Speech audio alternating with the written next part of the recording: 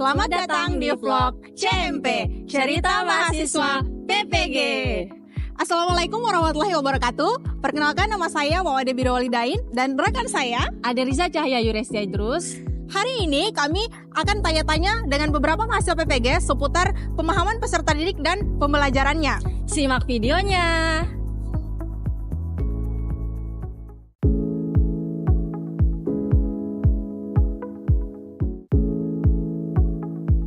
Yuk ikuti keseruan kami untuk tanya-tanya mahasiswa PPG. Yuk.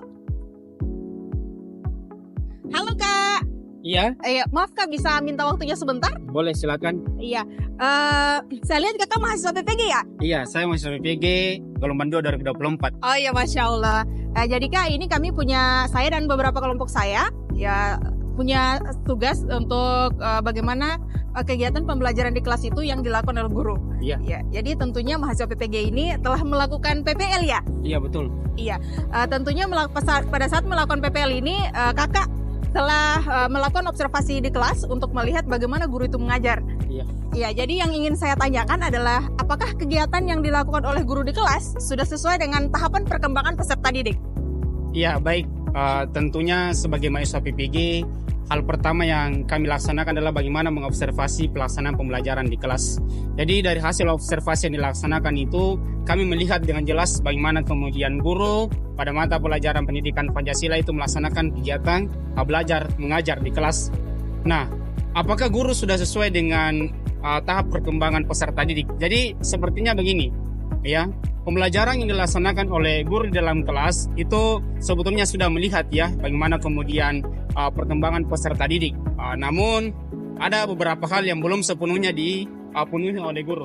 Sebagai contoh adalah materi yang disampaikan oleh guru itu kurang didukung oleh media pengajaran, serta bagaimana kemudian guru terlalu abstrak dalam mengajar ya, sehingga ini membuat beberapa peserta didik itu kesulitan dalam belajar. Kemudian juga hal yang perlu diperhatikan di sini adalah dalam meningkatkan ya efektivitas pembelajaran, maka metode dan penyesuaian dengan tahap perkembangan peserta didik itu harus dilihat dengan jelas supaya peserta didik ya dapat berkembang secara kognitifnya. Ya, itu dari saya. Iya. Tadi kita sudah membahas tentang tahapan perkembangannya. Lalu bagaimana dengan kesiapan peserta didik? Iya, terkait kesiapan peserta didik, ya tadi terkait perkembangan, sekarang kesiapan. Maka dari hasil pengamatan yang saya lakukan bahwa dari segi kesiapan peserta didik, saya melihat bahwa adanya variasi yang cukup signifikan ya. Kenapa begitu? Karena beberapa peserta didik itu terlihat sebetulnya sudah kompleks dalam mengikuti pembelajaran dengan baik. Sementara sebagian lain, jadi ada beberapa peserta didik yang sudah sangat siap dalam mengikuti proses belajar mengajar. Namun ada juga beberapa yang belum siap. Karena kenapa? Perlu pembimbingan yang lebih maksimal ataupun secara lebih lanjut. Sehingga pembelajaran ini harus diadaptasi dengan melihat diferensiasi ataupun perbedaan yang ada dalam kelas. Supaya apa? Ya, agar peserta didik itu mencapai apa? Potensi dari mereka setiap individunya. Ya, itu mungkin dari saya. Iya, baik Kak. Tadi kita sudah membahas tentang tahapan perkembangannya, lalu kesiapan peserta didik. Iya. Dan yang terakhir ini Kak, bagaimana apakah proses pembelajaran yang dilakukan oleh guru di kelas itu sudah sesuai dengan latar belakang peserta didik yang berbeda-beda? Iya, menarik sekali ya tadi yang ditanyakan terkait latar belakangnya. Jadi dari hasil kemudian pengamatan yang saya lakukan bahwa di dalam kelas semua peserta didik memiliki latar belakang yang berbeda-beda. Ya, mulai daripada latar belakang sosialnya, ekonomi, bahkan budayanya. Ya, kenapa? Ada beberapa peserta didik yang latar belakangnya ya dari baik dari segi sosial ya, ada yang dari golongan yang cukup, ada yang mampu, bahkan ada beberapa peserta didik itu yang kategori kurang mampu. Namun yang sangat kita syukuri karena mereka tetap berupaya untuk mengenyam yang namanya pendidikan. Kemudian dari segi latar belakang etnik ya atau budaya, ada berasal dari budaya ini ya, dari Jawa ya, ada yang dari luar, namun juga tetap mengenyam pendidikan di Pulau Makassar ya, Pulau Sulawesi ceritanya. Ada yang dari Mandar, ada yang dari Makassar, Bugis ya. Jadi semua terlihat ya latar belakang daripada peserta didik, sehingga saya merasa bahwa ketika kita melihat latar belakang peserta didik, maka pendekatan yang akan dilaksanakan dalam kelas itu harus bervariasi dan relevan ya dengan kehidupan sehari-hari peserta didik. Supaya apa? Ya, dari latar belakang itu menjadi penguat kita di dalam melaksanakan kegiatan belajar mengajar. Ya, itu dari kami. Iya, terima kasih sekali Kak, jawaban yang sangat menarik bagi saya. Ya, ini akan menjadi bahan diskusi kami juga untuk teman-teman kelompok. Ya, terima kasih atas waktunya Kak. Mohon maaf mengganggu ya. Sama-sama ya. Ya. Mari Kak. Iya. Iya, jadi tadi kita sudah melakukan wawancara dengan salah satu mahasiswa PPG. Menarik sekali ya, beliau itu berasal dari jurusan PPKN yang menjelaskan tentang tahapan perkembangan peserta didik, kemudian kesiapan belajar peserta didik, dan juga latar belakang peserta didik. Menarik sekali. Nah, selanjutnya kita akan tanya-tanya lagi nih mahasiswa PPG selanjutnya. Yuk ikuti keseruannya.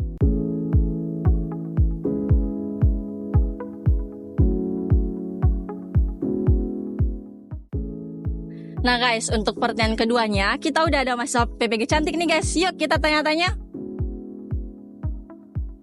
Halo Kak, bisa minta waktunya sebentar? Halo, bisa Kak. Sebelumnya saya lihat kakak ini dari mahasiswa PPG ya? Ya Kak, saya mahasiswa PPG. Oke, bisa perkenalkan diri dulu Kak, dan dari bidang studi apa?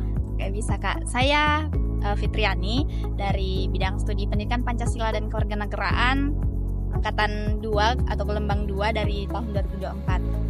Oke, nah di sini saya ingin bertanya-tanya Kak tentang seputar PPG. Nah kakak ini kan sebagai calon guru. Nah yang ingin saya tanyakan itu menurut kakak hal-hal apa sih yang perlu dipertimbangkan saat membuat perencanaan pembelajaran Kak? Baik Kak, terima kasih untuk pertanyaannya. Jadi menurut saya hal yang perlu dipertimbangkan oleh guru ketika membuat perencanaan pembelajaran itu ada beberapa hal. Yang pertama tentu kita harus menyesuaikan kurikulum yang digunakan. Seperti yang kita ketahui sekarang bahwa di tahun 2024 ini pendidikan telah menggunakan atau menerapkan kurikulum Merdeka, sehingga guru sudah sepatutnya mengarahkan perencanaan pembelajaran mengarah ke kurikulum Merdeka yang kemudian kita kenal sebagai modul ajar untuk saat ini. Nah, poin yang selanjutnya adalah hal yang paling penting dalam menyusun atau membuat perencanaan pembelajaran yang perlu diperhatikan oleh guru itu Kak, ya, tentu kebutuhan dari peserta didik. Nah, kebutuhan yang dimaksud ini seperti bagaimana tingkat kesiapan dari peserta didik, bagaimana dari minat peserta didik, bagaimana gaya belajar dari peserta didik, ataupun latar belakang dari peserta didik itu sendiri. Nah, kenapa kemudian? Karena ini akan mengarah kepada asesmen yang nantinya akan digunakan, di mana di dalam asesmen itu sudah pasti terbagi menjadi beberapa poin.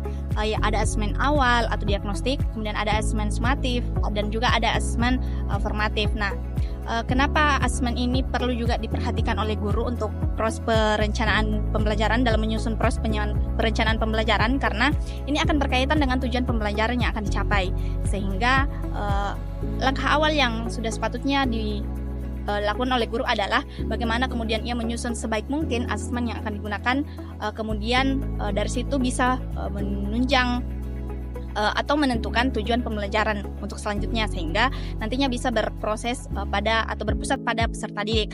Setelah menentukan tujuan pembelajaran, barulah seorang guru bisa menentukan kegiatan pembelajaran.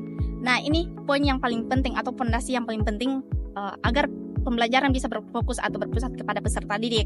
Nah, kenapa? Karena di dalam kegiatan pembelajaran itu adalah langkah-langkah yang akan diterapkan guru pada saat mengajar di dalamnya, atau bisa dikenal dengan langkah-langkah yang akan digunakan pada saat proses pembelajaran, sehingga bisa tercipta proses pembelajaran yang menyenangkan, efektif, dan juga tentu berpusat pada peserta didik.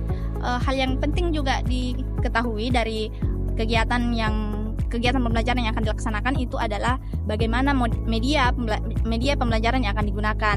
Selain media, tentu juga model pembelajaran, karena ini adalah hal yang sangat penting untuk diperhatikan oleh guru Kak.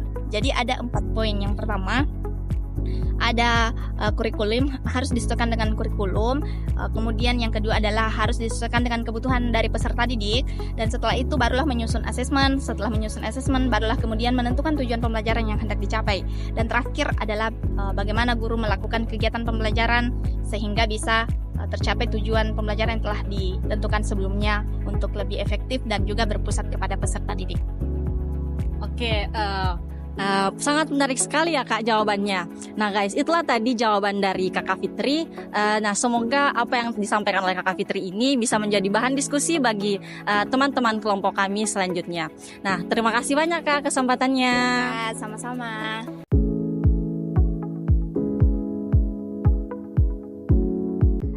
Dan yang terakhir nih guys, kita akan tanya-tanya dengan mahasiswa PPG. Nah di samping kita sudah ada mahasiswa PPG-nya guys. Yuk.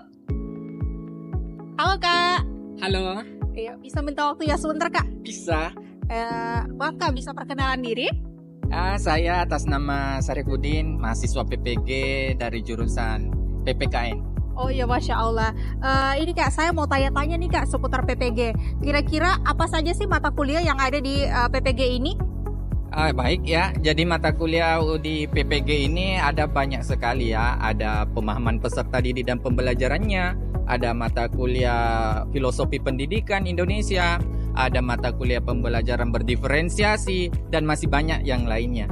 Iya, menurut Kakak ada tidak hubungan antara mata kuliah yang satu dengan yang lain? Contohnya mata kuliah pemahaman peserta didik dan pembelajarannya dengan mata kuliah filosofi pendidikan. Ya, baik ya. Pertanyaan sangat bagus nih, bahwa berbagai atau beberapa mata kuliah ini memang memiliki hubungannya. Utamanya mata kuliah pemahaman peserta didik dan pembelajarannya ini tentu memiliki koneksi dengan mata kuliah yang lain. Ya, salah satu di antaranya itu adalah filosofi pendidikan Indonesia. Jadi hubungan antara pemahaman peserta didik dengan filosofi pendidikan Indonesia ini sangat erat dan tentunya saling mempengaruhi. Di mana hubungan antara kedua mata kuliah ini dapat dilihat dari beberapa konteks. Yang pertama adalah filosofi dasar ya, atau dasar filosofis. Bahwasanya pembelajaran yang berdasarkan filosofi pendidikan Indonesia ini telah meletakkan ya dasar-dasar teoritis bagaimana pendidikan itu harus dilakukan. Nah, pemahaman peserta didik tentunya itu dipengaruhi oleh pendekatan yang mereka pilih. Apakah itu adalah pendekatan behaviorisme, apakah itu pendekatan konstruktivisme, apakah itu pendekatan progresivisme dan lain sebagainya kan.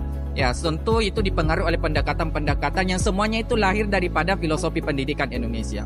Yang kedua adalah kita tidak bisa melupakan dari segi aspek sosial budayanya. Bahwasanya filosofi pendidikan lahir dari konteks budaya, agama, dan sosial kemasyarakatan Indonesia. Dan itulah bagaimana aspek-aspek sosial kemanusiaan, agama, dan budaya yang ada di tengah-tengah masyarakat itu tentunya akan mempengaruhi pemahaman peserta didik. Dan pembelajaran yang efektif itu adalah bagaimana pembelajaran ini bisa melibatkan segala aspek kehidupan peserta didik. Kemudian yang ketiga adalah dari segi tujuan pendidikan. Bahwasanya dengan filosofi pendidikan tentu bisa dikuatkan tujuan pendidikan itu sendiri. Karena tanpa ada penguatan, ya kita tidak bisa berjalan dengan baik. Ya, bagaimana pendidikan itu bisa berjalan dengan baik? Tentunya harus ada penguatan terkait tujuan pendidikan, dan itu berasal dari filosofi pendidikan Indonesia.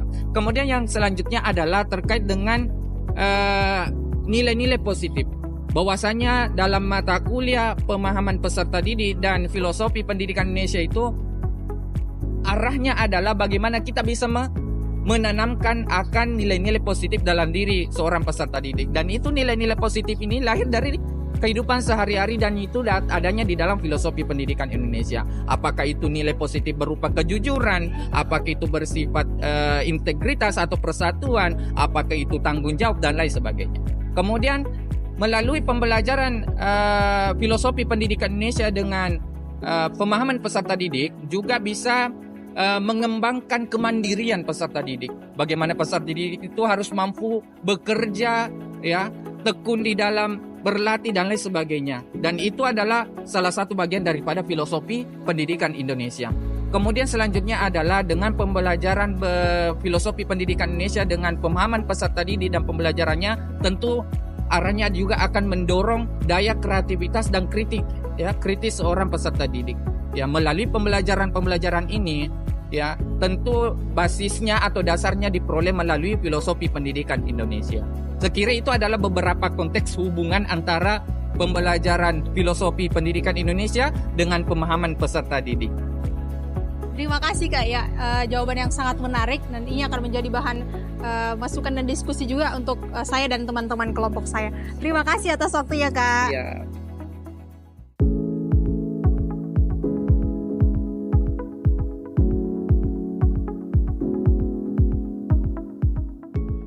Itulah tadi wawancara dengan beberapa mahasiswa PPG. Yang pertama tadi ada Kak Muhammad Amar, yang kedua ada Kak Fitriani, dan yang terakhir ada Kak Syarifuddin. Jadi sekian vlog CMP kita hari ini. Wassalamualaikum warahmatullahi wabarakatuh.